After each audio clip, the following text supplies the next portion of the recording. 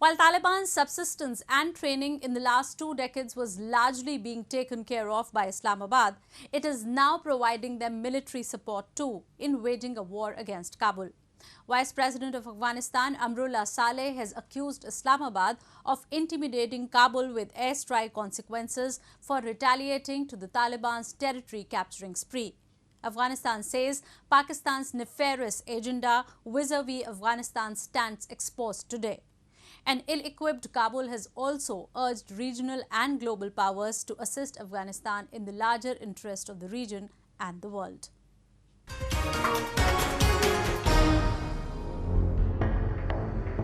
A series of tweets by Vice President of war-torn Afghanistan, Amrullah Saleh, has made things crystal clear for those who were skeptical of Pakistan driving the entire Taliban resurgence.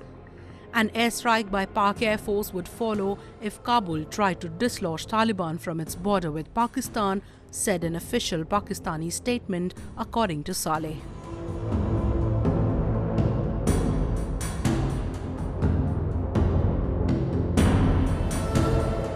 Taliban fighters have captured the Spin Buldak-Chaman border, the second most important crossing on the border with Pakistan and a major source of revenue for the Western-backed government in Kabul.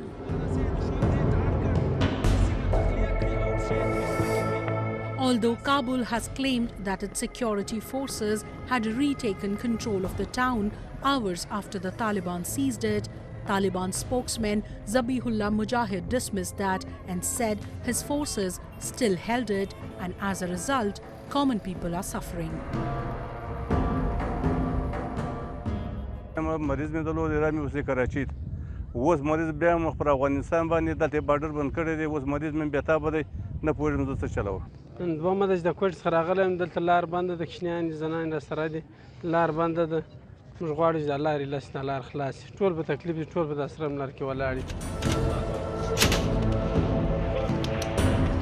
The fighting that intensified after the US President Joe Biden announced in April a complete US withdrawal by symbolic September 11 has reached unprecedented levels in the past couple of weeks.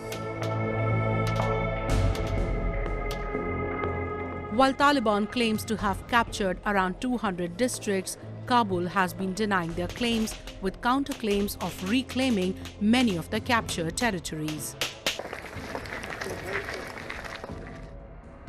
In the past 10 weeks alone, over 3,600 civilians have been killed.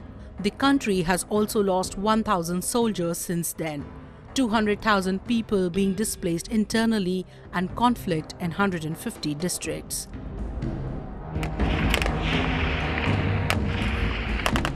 Meanwhile, an optimistic Kabul has said that regional players like India can play a positive role in restoring stability in the country. Afghan ambassador in New Delhi, Farid Mamunze, believed India could positively influence the peace process if it were to participate in it. India has been a major partner and India can play a very constructive role. India can play a role in our peace process together with other responsible regional actors like Iran and Russia. India can, utilizing its convening power to put more pressure on Taliban through diplomatic channels to come to the negotiating table and put an end to the violence. India has for several years been assisting Afghanistan in nation building, including its contributions to Afghanistan's education, politics and diplomacy. Meanwhile, the Taliban has resumed what they were always known for, the hardline Sharia philosophy. In what could be termed as horrific, reports say Taliban has notified in the region it has captured to submit details of unmarried and married women under 45 years of age. The Taliban, who ruled Afghanistan with an iron fist from 1996 until their ouster in 2001 by the US, didn't allow any freedom to women.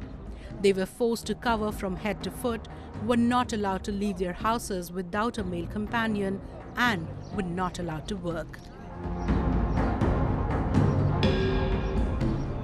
Emboldened by the departure of foreign forces by a September target and with peace talks stalled, Taliban have already assumed the return of their rule, and if that becomes a complete reality, then not just all the progress made in these years will be reversed, but experts fear the country might witness a civil war too.